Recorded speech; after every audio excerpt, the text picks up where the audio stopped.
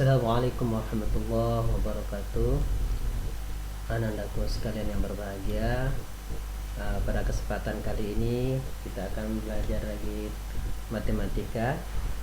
Yang akan kita pelajari pada kesempatan kali ini masih terkait tentang operasi hitung di dalam matematika.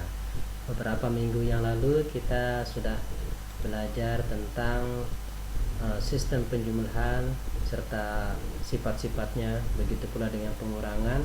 Namun pada kesempatan kali ini kita akan membahas tentang operasi hitung perkalian. Nah, untuk memahami asal hasil bagus atau hasilnya baik dalam kita belajar perkalian ini, maka syarat utama yang harus Anda perhatikan adalah harus betul-betul menguasai di luar kepala nilai perkalian 1 sampai dengan 10. Jadi sebagus apapun atau sebaik apapun kita memahami sifat-sifat perkalian nanti, tapi kalau kita tidak menguasai perkalian 1 sampai 10, maka hasil yang akan kita dapatkan pada latihan-latihan nantinya pun tidak akan bagus atau banyak akan terjadi kekeliruan, sehingga nantinya khawatirnya Anda akan putus asa di dalam mempelajari matematika. Kenapa? Karena hasil perkaliannya yang salah walaupun Anda memahami sifat-sifat di dalam perkalian. Baik, Ustaz langsung mulai tentang perkalian. Nah, perkalian ini sering juga atau bisa dikatakan disebut juga sebagai operasi penjumlahan. Nah, jadi perkalian ini sering juga disebut sebagai operasi penjumlahan. Kenapa dikatakan atau disebut juga sebagai operasi penjumlahan? Karena pada hakikatnya perkalian ini adalah untuk menjumlahkan. Misalnya ini saya buatkan dalam bentuk simbol A dikali B. A dikali B, ini sama dengan ini di dalam perkalian. Ini saya buatkan dalam bentuk simbol, jadi tidak dalam angka dulu, hanya simbol saja. A kali B, ini bisa berarti atau bisa kita jadikan sebagai operasi penjumlahan, di mana B ditambah B ditambah B ditambah B sampai seterusnya. Sampai seterusnya. Berapa jumlah B nya yang akan kita jumlahkan berdasarkan perkalian ini? Maka jumlah B nya adalah sejumlah A. Sejumlah A bilangan.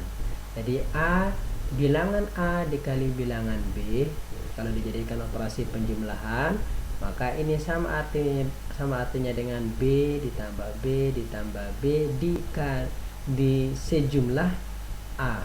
Contohnya 2 dikali 5. 2 dikali 5.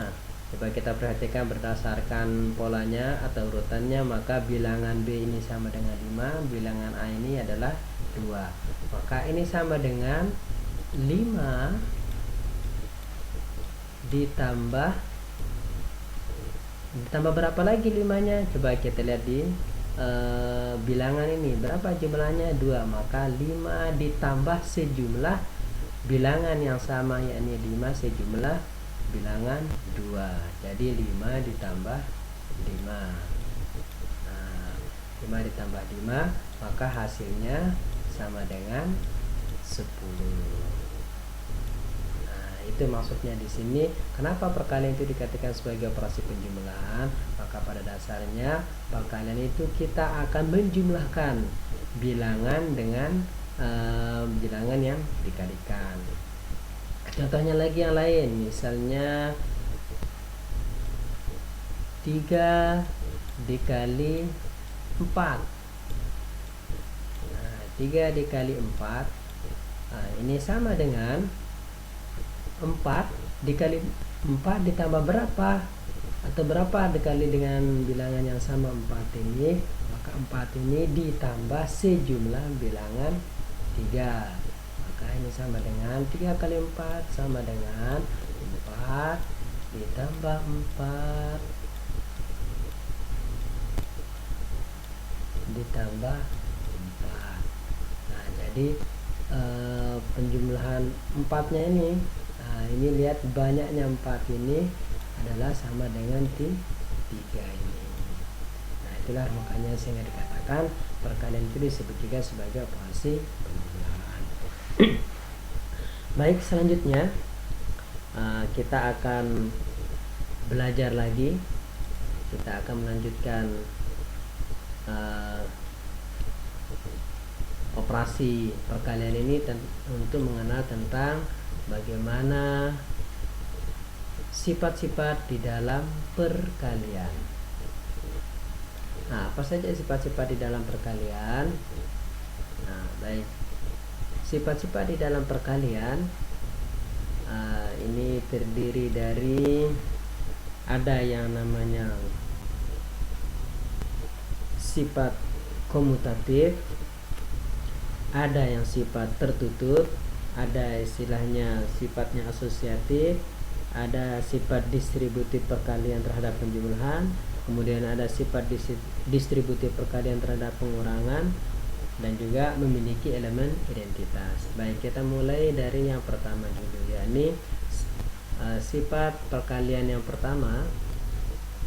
Sifat perkalian yang pertama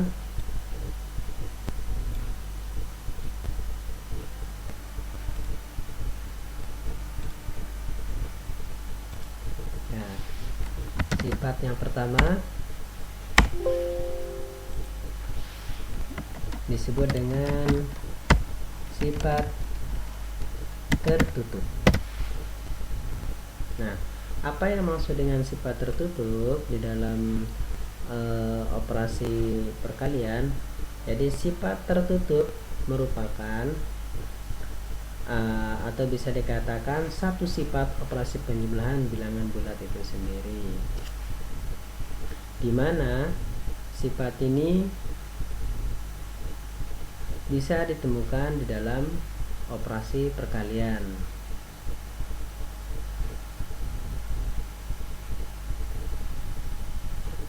Nah,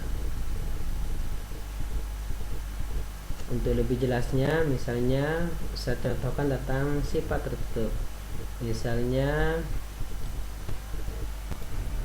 4 dikali 3. Nah, 4 dikali 3 sama dengan 12. Nah, di mana 4 dan 3 diketahui ini merupakan bagian daripada bilangan bulat. Begitu pula halnya dengan 12 juga merupakan bilangan bulat.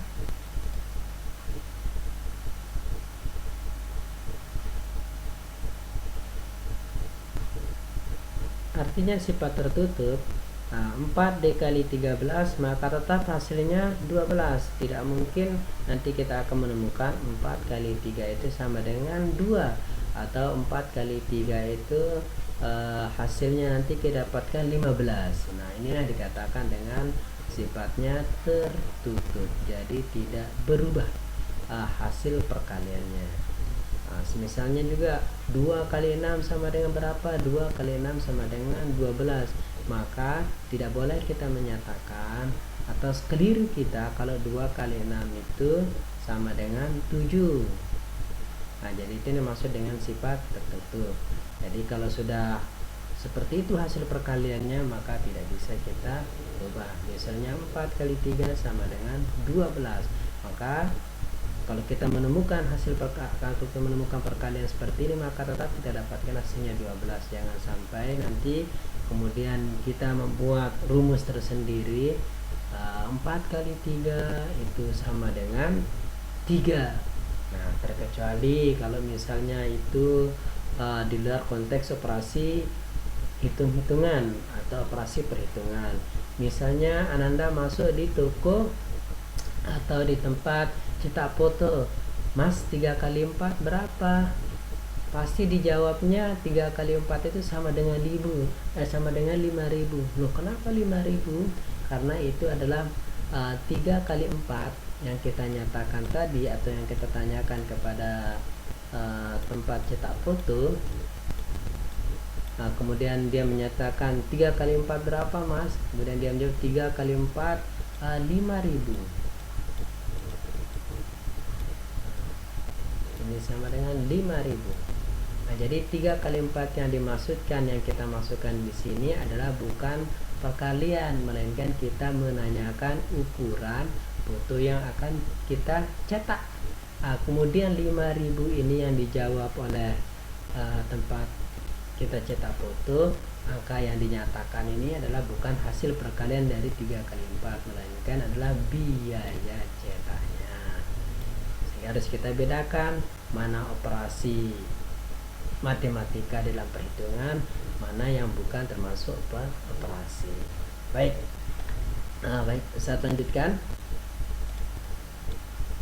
Masih terkait tentang sifat-sifat di dalam perkalian. Baik, sifat yang kedua, sifat yang kedua dikenal dengan istilahnya sifat komutatif. Sifat komutatif, atau ini sering disebut dengan istilahnya pertukaran.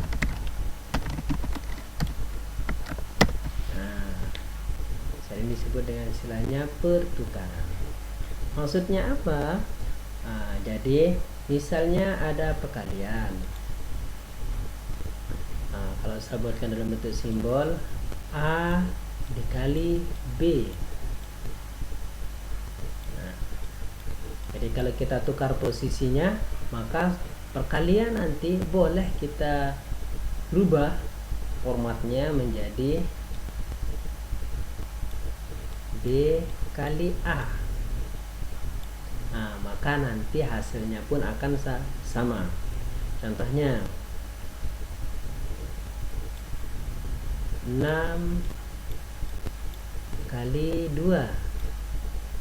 Boleh juga kita tulis 2 kali 6. 6 kali 2 dengan 2 kali 6, apakah hasilnya sama? Coba kita lihat. 6 kali 2 sama dengan 12. Kemudian 2 kali 6 hasilnya 12. Maka kalau kita melihat hasilnya yang sama, maka sifat komutatif ini atau sifat pertukaran ini juga bisa berlaku pada operasi perkalian. Baik, Ustaz lanjutkan.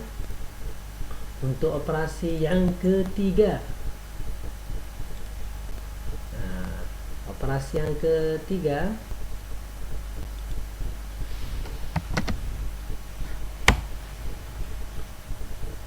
yang ketiga dikenal dengan namanya sifat asosiatif.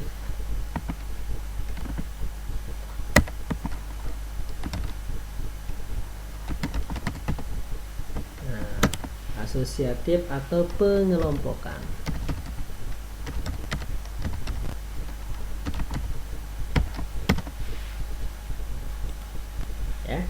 Sifat yang ketiga dikenal dengan istilahnya sifat pengelompokan. Contoh, misalnya Ustaz contohkan. Ini saya hapus dulu.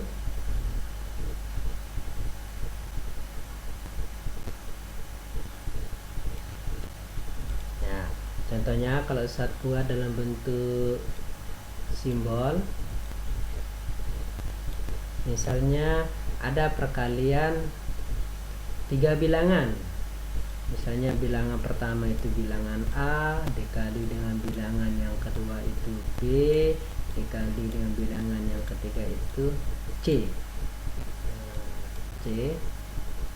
Maka ini bisa kita berlakukan sifat pengelompokan.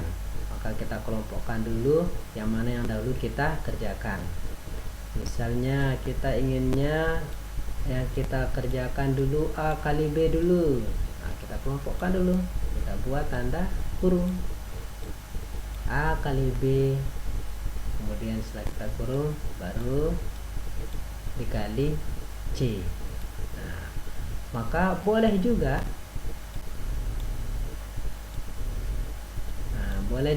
kita kelompokkan B kali C dulu. B dan C kita kelompokkan dulu atau kita kerjakan terlebih dahulu operasi perhitungannya.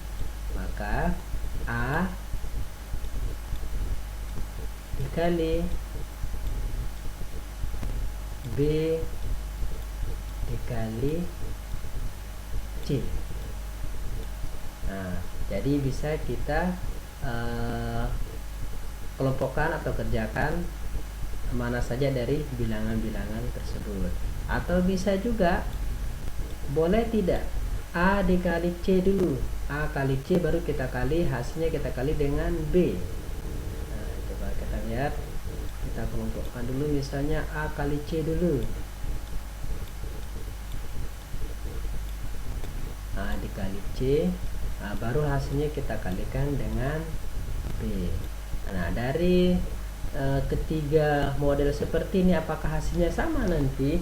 Kalau hasilnya sama, maka sifat asosiatif atau pengelompokan di dalam perkalian bisa berlaku. Tetapi kalau tidak bisa atau tidak sama hasilnya, maka sifat asosiatif di dalam perkalian tidak bisa kita gunakan. Nah, kita buktikan apakah sifat asosiatif atau pengelompokan juga akan berlaku pada perkalian. Baik, kita coba contoh ya. Misalnya 5 dikali 2 dikali 3. Nah, ini sama dengan biru ya. Nah, baik, sekarang misalnya kita pergunakan dulu 5 kali 2 baru kita kali 3 ya. Nah, baik, 5 dikali 2 kemudian kita kali 3. Kita selesaikan satu persatu. Baik, sama dengan 5 kali 2. Nah, tentu saja ini sama dengan 10. Nah, kemudian baru kita kali 3. Nah, 10 kali 3 sama dengan 30. Nah, jadi perkalian bilangan mulai dari 1 sampai 10 harus betul-betul Anda kuasai. Baik, 5 kali 2 kali 3 hasilnya 30. Sekarang kita rubah model sistem pengelompokannya. Apakah sama nanti hasilnya 30? Nah, baik, coba kita hitung bersama. Saya bisa hapus dulu.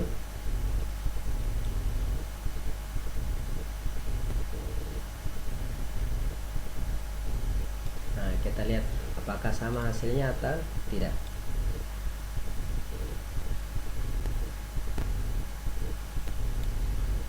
Ya.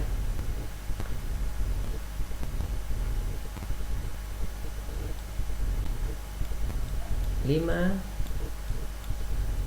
dikali, nah ini kita kerjakan dulu 2 dulu. 2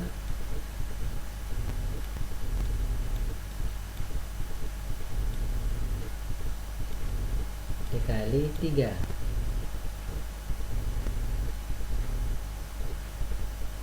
Nah, ini sama dengan, ingat mana yang kita kurung dulu itu yang kita kerjakan terlebih dahulu ya. Nah, 5 dikali 2 kali 3 6. Nah, 5 kali 6, maka hasilnya adalah sama 30. Nah, sama-sama 30. Nah, sekarang kita coba, boleh tidak 5 kali 3 kita dahulukan baru kita kalikan 2 hasilnya. Baik, kita lihat, kita coba bersama.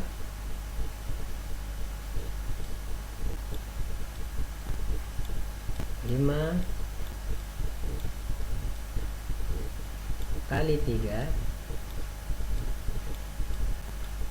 dikali 2. Nah, ini sama dengan, tanda kurung kita kerjakan dulu, 5 kali 3 ini sama dengan 15, kemudian kita kali 2. 15 kali 2. Nah, 15 kali 2 ini sama dengan 30. Nah, ternyata hasilnya sama.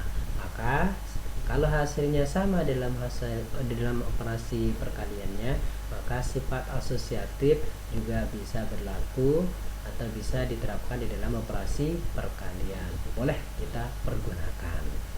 Ya. Baik, selanjutnya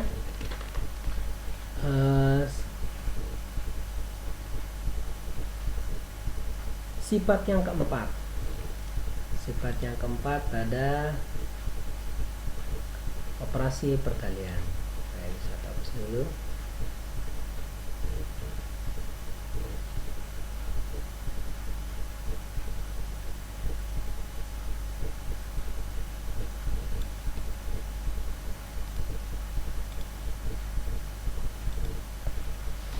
Nah, ini yang keempat adalah sifat distributif.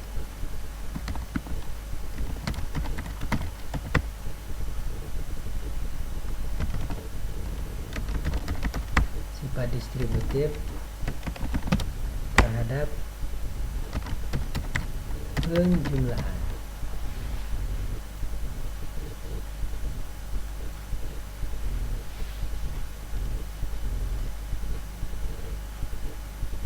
Sifat distributif terhadap sifat distributif perkalian terhadap penjumlahan. Nah, contohnya, misalnya kalau Ustaz buatkan dalam simbol, misalnya 2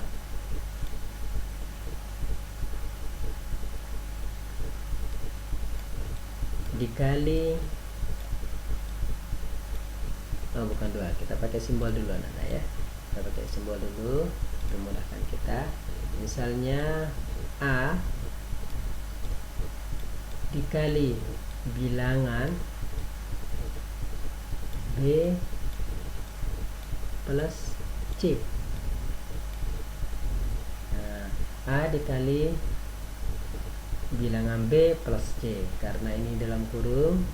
Nah, setiap ada tanda kurung maka itu kita selesaikan, boleh kita selesaikan terlebih dahulu.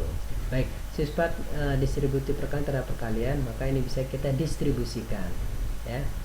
A dikali B plus C, maka ini kalau kita distribusikan operasinya menjadi A kali B ditambah A kali C. A kali B dulu ya, A kali B dulu, A kali B, kemudian kalau di sini plus kita gunakan plus A dikali B plus, nah, ini kita kalikan lagi A dikali C.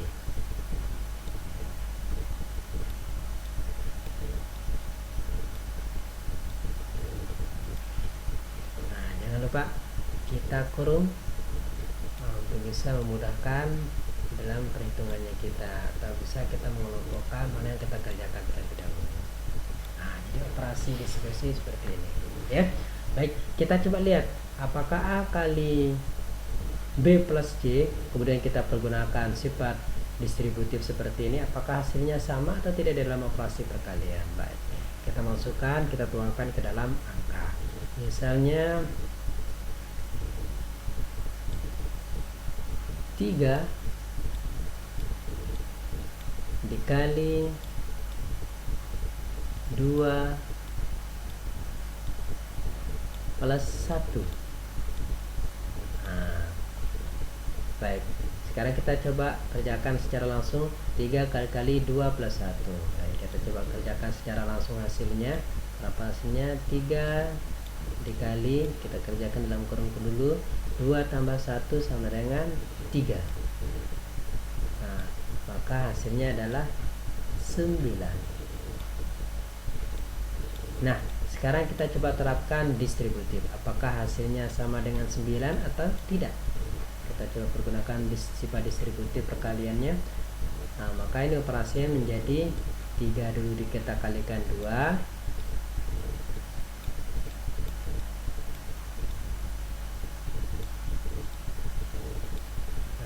3 kali 2. Kemudian baru 3 juga kita kalikan 1. Kalau ini plus, kita gunakan plus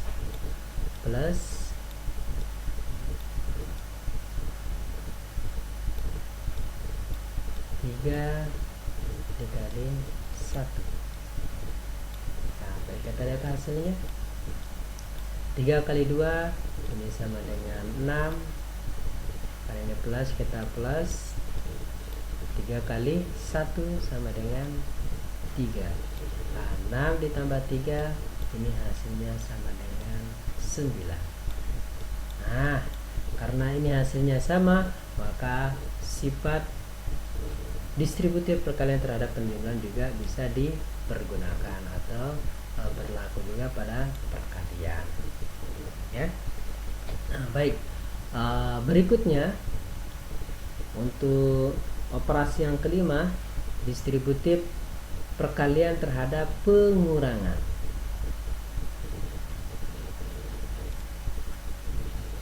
Nah, caranya sama dengan penjumlahan, hanya saja kalau di sini dia plus, maka setiap plus ini nanti kita ganti dengan pengurangan atau minus, ya, atau minus. Baik, kita hapus dulu.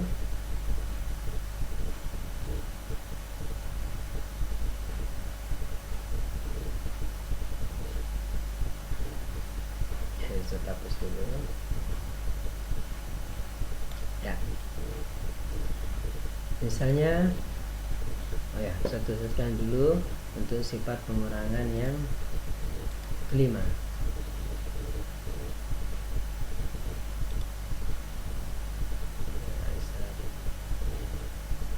Tuliskan posisinya di sebelah sini, ya.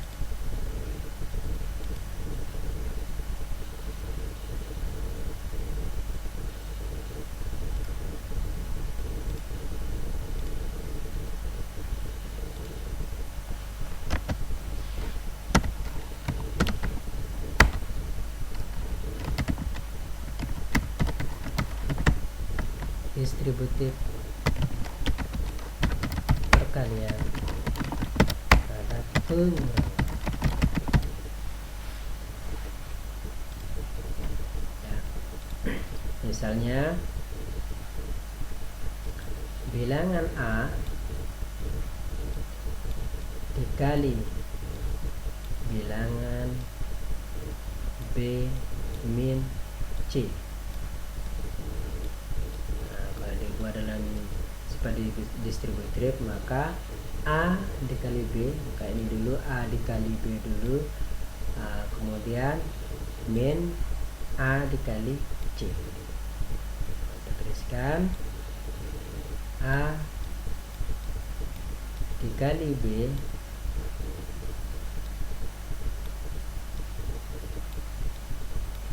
min A dikali C. Apakah sama hasilnya? Nah, baik, kita tuangkan dulu dalam angka. 10 dikali 4 min 2 sama dengan, kita masukkan ke dalam rumus distributifnya. 10 kita kalikan 4 dulu min, nah, baru 10 kali 2. 10 kali 4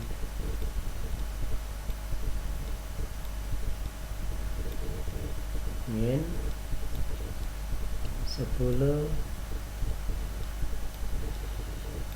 kali 2.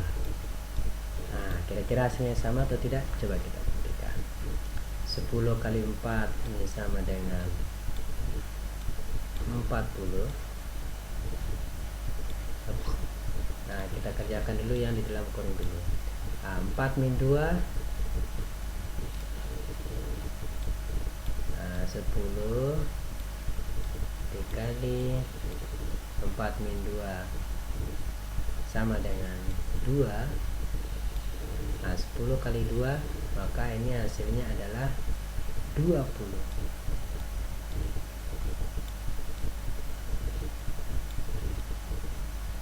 Nah, sekarang coba kita lihat hasil distributifnya apakah sama atau tidak dengan 20. Coba kita lihat. 10 kali 4 sama dengan 40. Kemudian min, karena ada tanda min. Dan 10 kali 2 sama dengan 20. Nah, 40 dikurangi 20, maka hasilnya 20. Nah, coba kita lihat. Ini 20, ini 20. Ternyata hasilnya adalah sama. Kalau hasilnya sama, maka sifat distributif perkalian terhadap penjual ulang pun bisa kita pergunakan atau bisa dipergunakan dalam operasi perkalian. Nah, baik, berikutnya sifat yang terakhir, yakni sifat yang ke-6. Sifat yang ke-6. Nah, sifat yang ke-6 dikenal dengan istilahnya bahwa perkalian itu memiliki atau mempunyai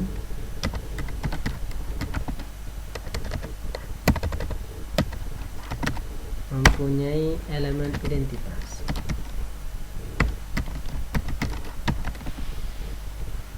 Ya, seperti halnya dengan penjumlahan dan pengurangan dulu, dan juga memiliki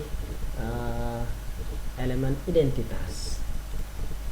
Maka di dalam perkalian yang menjadi elemen identitasnya adalah bilangan 1. Nah, bisa hapus dulu.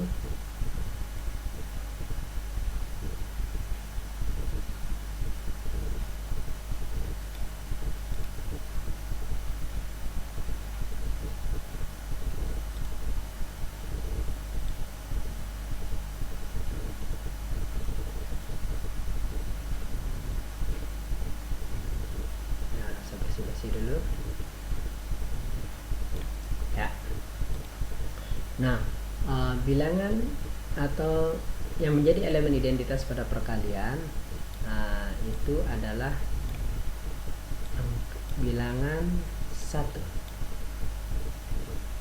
Misalnya